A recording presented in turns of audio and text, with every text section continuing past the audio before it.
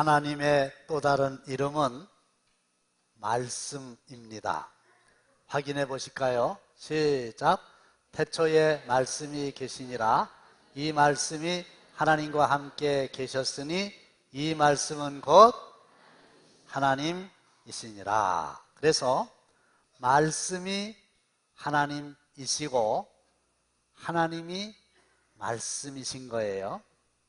그런데 이 말씀이 글이라고 하는 옷을 입으면 성경이 되는 거고, 이 말씀이 육신이라고 하는 옷을 입었음에 예수님이 되신 거예요. 그런데 우리 하나님은 능력의 하나님, 할렐루야. 따라서 말씀이 하나님이시니까 말씀도 능력의 말씀. 그래서 하나님 말씀의 능력의 최절정이 뭐냐? 창세기 1장 3절에 보시면 빛이 있으라 하시니 빛이 있었다. 빛이 전혀 없는 아주 캄캄한 상태에서 하나님께서 말씀을 하시는 것이죠. 빛이 있으라. 그랬더니 그 말씀이 얼마나 능력이 있는지 지금까지 없던 빛을 창조하셨습니다. 그런데 빛만 창조하신 게 아니고 하늘과 땅과 그 안에 거하는 모든 것들을 무엇으로? 하나님의 말씀으로 창조하셨으니 하나님의 말씀은 대단한 능력이 있는 거지요.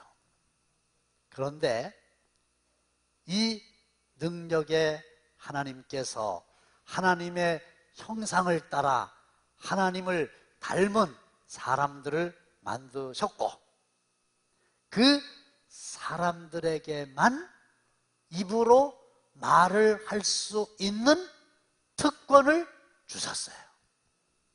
여러분들 집에서 키우는 영리한 강아지가 여러분들의 말을 알아듣는다고요? 글쎄요, 알아들을 수 있을 수도 있어요. 그런데 아주 분명한 거는 아무리 영리한 개라도 그 개는 말을 못합니다. 하는데요, 그건 개소리예요.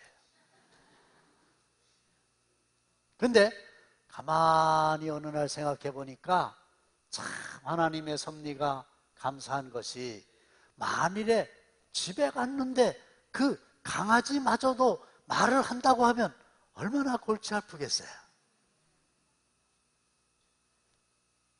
오직 하나님은 하나님의 형상을 따라 지음을 받은 저와 여러분들에게만 하나님처럼 말을 할 수 있는 특권을 주셨고, 따라서 하나님의 말씀이 능력이 있는 것처럼 저와 여러분들의 입에서 나오는 말도 과소평가하면 절대로 안 되고 어마어마한 능력이 있음을 믿으시기를 바랍니다.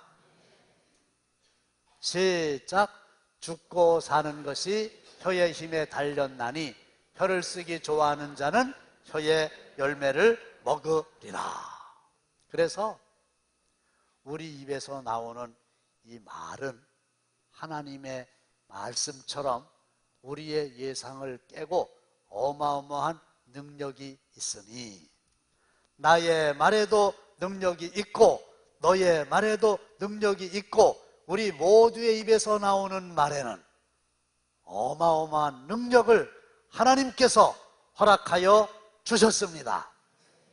그렇구나, 이 말을 함부로 하면 안 되겠구나, 이런 생각을 하시면서 본문으로 들어가면, 야곱이 나이가 많아져서 눈이 어둡고 몸에 병이 들었어요.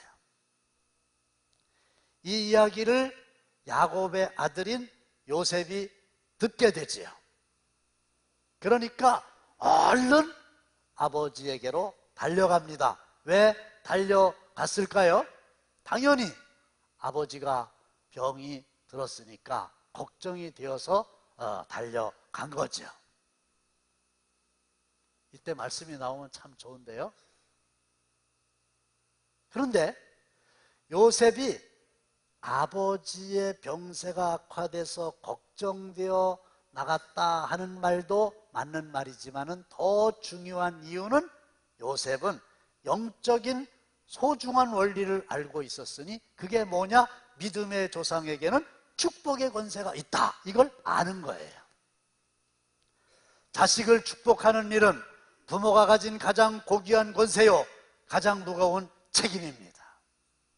잠자리에 들 때, 아침에 일어날 때 아비는 자녀들의 머리에 손을 얹고 축복해야 합니다.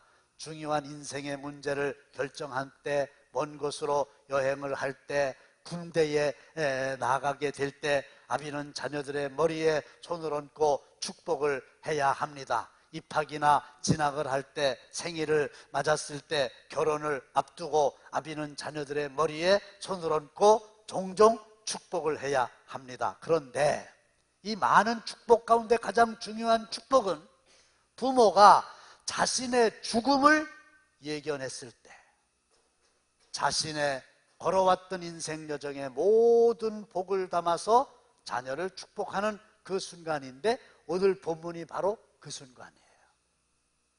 저도 그렇고 여러분들도 그렇고 제 개인적인 생각으로는 이 세상을 떠날 때가 됐다 그러면 하나님께서 그 사람에게 어떤 방법으로든지 이렇게 사인을 보내실 것 같아요. 제가 돌아가시는 분들 많이 보면서 정리한 생각이에요. 본인은 내 인생의 마지막 순간이 다가오는구나 하는 것을 직감적으로 알 수 있다는 거지. 그러면 오늘의 본문처럼 그때에 많은 자녀손들이 올 거 아닙니까? 야곱처럼 아들의 이름을 불러가며 손자의 이름을 불러가며 딸의 이름을 불러가며 손녀의 이름을 불러가며 축복기도 하는 은혜를 한 분도 빠짐없이 다 받게 되시기를 바랍니다. 어떤 경우에 그렇게 할 수 없을까요?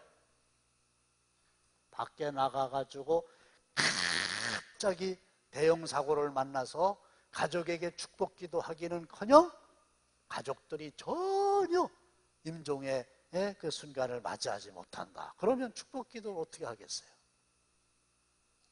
그 다음에 중병이 걸려서 오래도록 병과 싸우시다가 마지막에 아예 의식을 잃어버려가지고 누가 문병 왔는지 알지도 못하는 상태가 되면 어떻게 축복기도 하겠어요? 그런데 어떤 분들은요,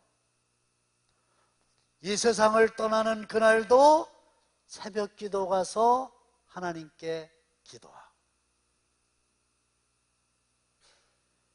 이 세상을 떠나는 그 순간에도 자녀 손들의 이름을 불러가며 축복 기도하고, 성경에 나온 그대로 기운이 지나여 열조에게로 돌아가니라. 이런 그 야곱의 은혜가 여러분들에게도 임하게 되실 줄로 믿습니다.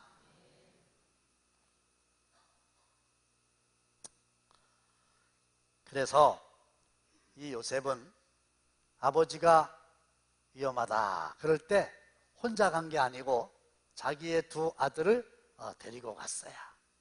큰 아들은 므낫세고 둘째 아들의 이름은 에브라임입니다. 왜? 축복기도 받으려고.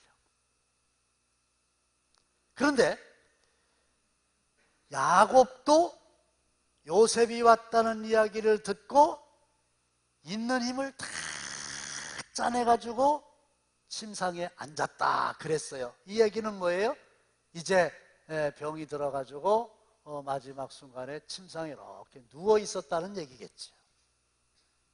그런데 요셉이 왔다 소리를 듣고 힘을 다하여 아주 죽을 힘을 다 해갖고 일어나서 침상에 앉았습니다. 왜 그랬을까요? 손자들이 보고 싶어서 맞아요. 이 자다가도 벌떡 일어날 만한 일이에요. 그러나 그게 다는 아니라는 거죠. 시작. 아버지가 이르되 그들을 데리고 내 앞으로 나오라. 내가 그들에게 축복하리라. 할렐루야. 야곱은 마지막으로 축복기도 하고 싶었던 거예요. 왜 그랬을까요? 야곱은 누구보다도 축복기도의 위력을 경험한 사람이잖아요. 야곱이 쌍둥이라는 건 다 아시죠? 그의 형은 에서, 야곱은 동생인데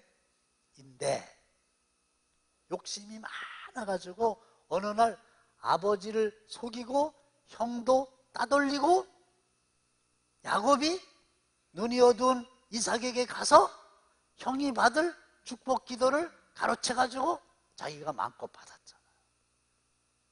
근데 결과가 어떻게 됐어요? 보세요. 아브라함의 하나님, 이삭의 하나님, 그 다음에 뭡니까? 에서의 하나님, 이렇게 돼야 되는 건데 야곱의 하나님 이렇게 됐잖아요. 야곱은 그걸 아는 거예요.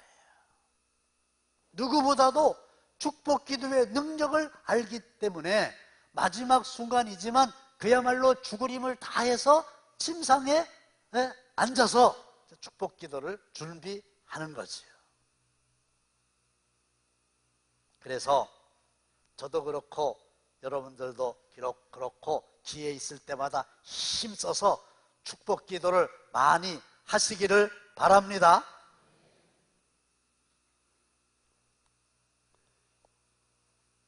그 다음에 기회가 되는 대로 축복 기도를 많이 받을 필요가 있어요.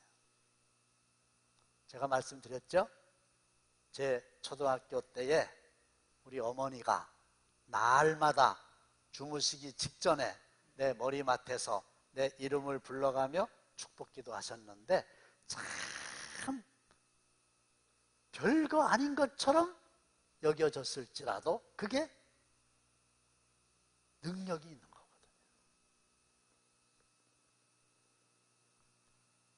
그래서 저는 우리 아이들 오면 반드시 돌아가기 전에 머리에 손을 얹고 축복기도 해준다고 그랬잖아요.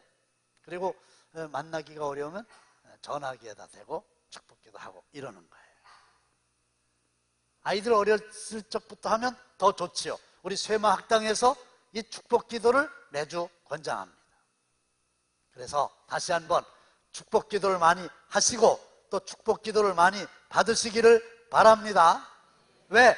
능력이 있으니까. 그러면 어떻게 해야 되는가? 첫째로 축복기도를 하기 전에 누구인지를 확인해야 되는 거예요. 이들은 누구냐? 누군지도 모르고 축복기도를 할 수는 없잖아요. 그러니까 부흥회 때에 안수기도 하잖아요. 그거 필요하지 않다 그 말씀이 아니에요. 그러나 그거는 안수하는 자가 안수받는 사람들의 이름을 모르잖아요. 근데 세례식 할 때, 결혼식 할 때 이름을 정확하게 알아야 돼요. 그리고 세례를 베풀고 그리고 결혼식을 집례하는 것처럼 축복기도 할 때 반드시 그가 누구인지 그의 이름이 무엇인지 알 필요가 있지요. 누구냐? 예, 제 아들들입니다. 므낫세와 에브라임입니다. 그러냐? 그러면 일로 데리고 와라. 그래가지고 손자들이니까 입을 맞추고 그들을 끌어안았다. 스킨십을 강화했다. 그거예요.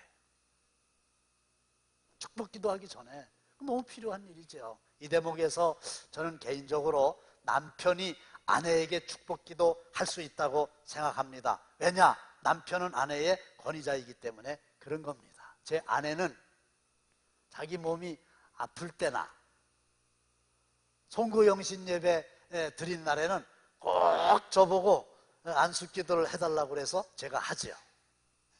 그런데 참고로 성경에 나오는 권위자는 아내에게는 남편이고 자녀에게는 부모고 종에게는 주인이고 성도들에게는 영적인 지도자고 인간들에게는 하나님이신 거예요. 그래서 남편이 아내에게, 부모가 자녀에게, 주인이 종에게, 영적인 지도자가 성도들에게, 하나님이 인간에게.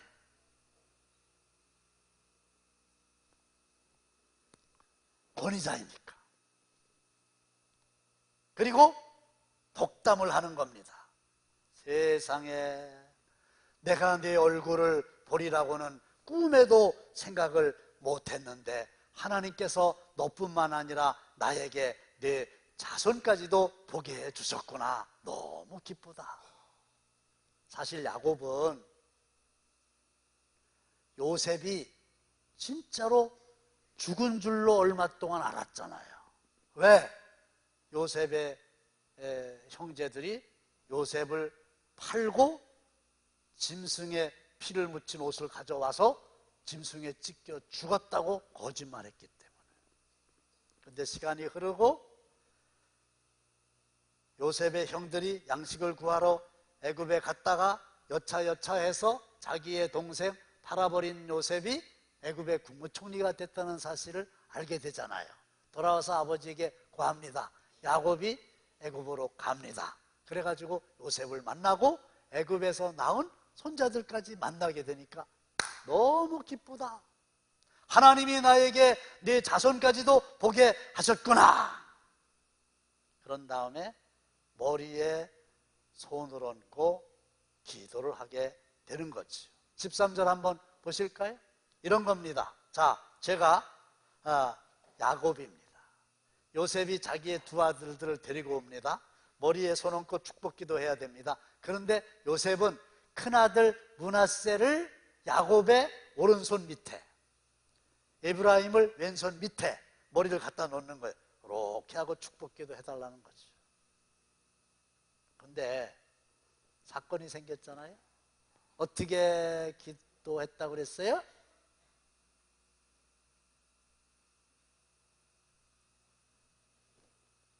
므낫세는 장자라도 팔을 엇바꾸어 얹었더라. 요셉이 보니까 이렇게 하는 거예요.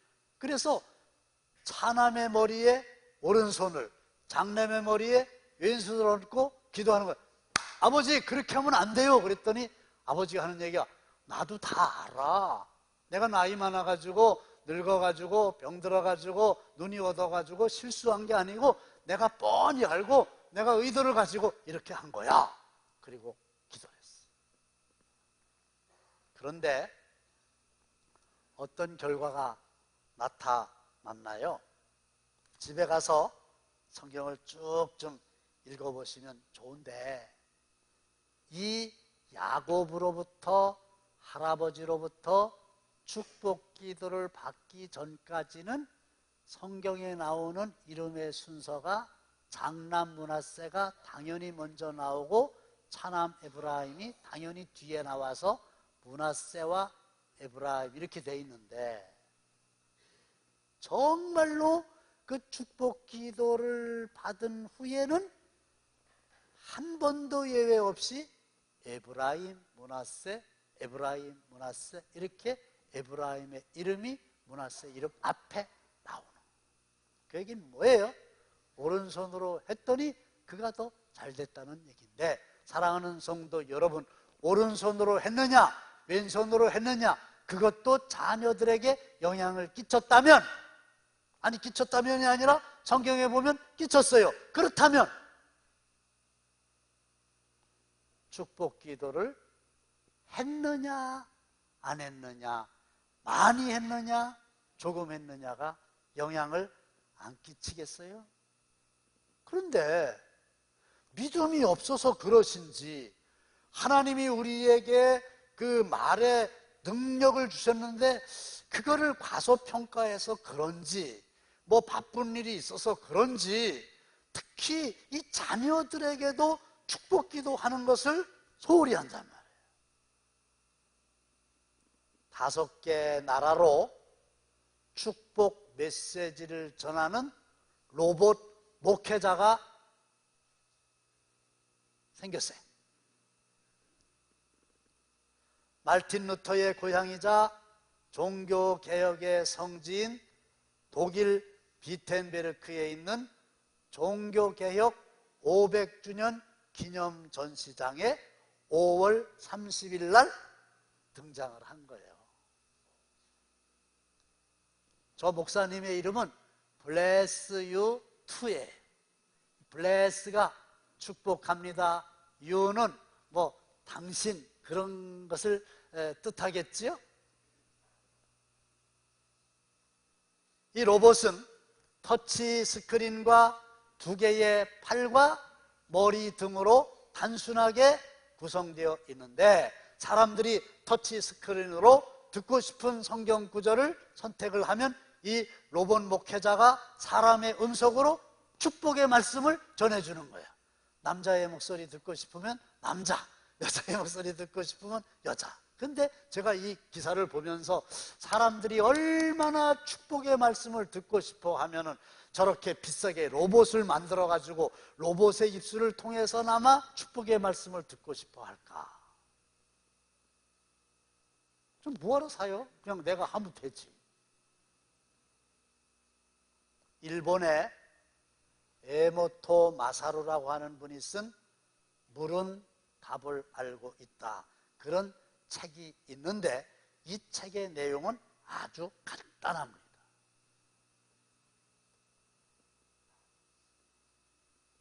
사람의 몸의 70%가 물로 이루어져 있다는 거예요. 8년 동안 물의 결정체를 연구했어요. 그랬더니 물에도 의식이 있더라, 그런 내용이죠.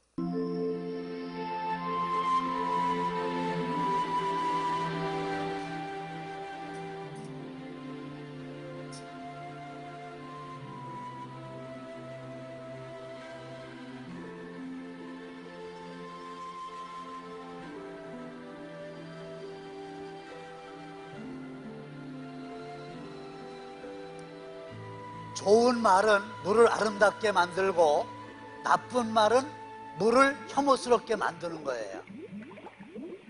사진을 찍어봤어요?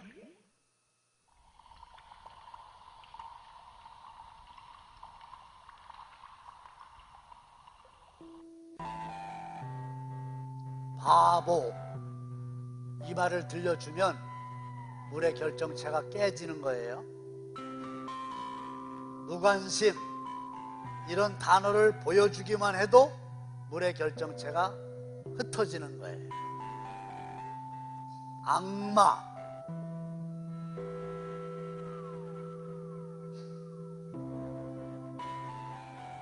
짜증나,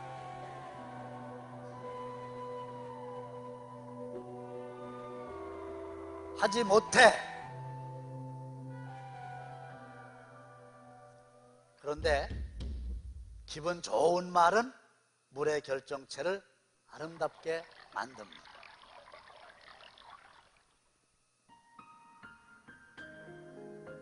그렇게 해주세요.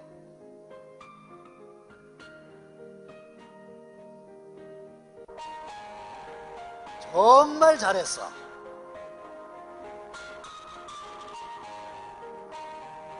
넌 너무 멋져.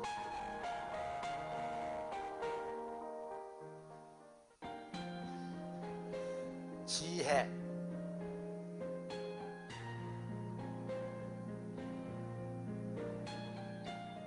천사,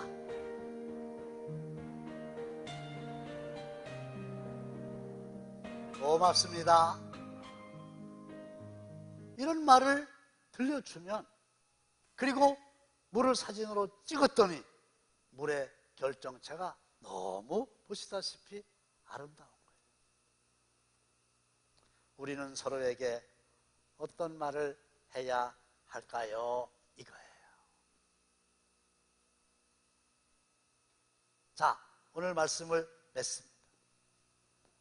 우리가 생각하는 것보다 우리 입에서 나오는 말에는 굉장한 능력이 있다는 걸 알고, 성경의 원리대로 특별히 권위자가 피권위자에게, 부모님이 자녀들에게 이름을 불러가며 스킨십을 강화하고 또 덕담을 하고 머리에 때때로 손을 얹고 축복기도 많이 해주시면 그 물도 그렇게 영향을 받는데 사람이 얼마나 영향을 더 많이 받겠어요? 반대로 비난하고 저주하고 욕한다고 하면 그 영향이 얼마나 악영향으로 작용하겠어요? 그래서 축복 기도를 기회 있을 때마다 많이 해주시고 또 기회 있을 때마다 축복 기도를 많이 받으시기를, 그래서 복된 삶 살게 되시기를 주님의 이름으로 축원합니다.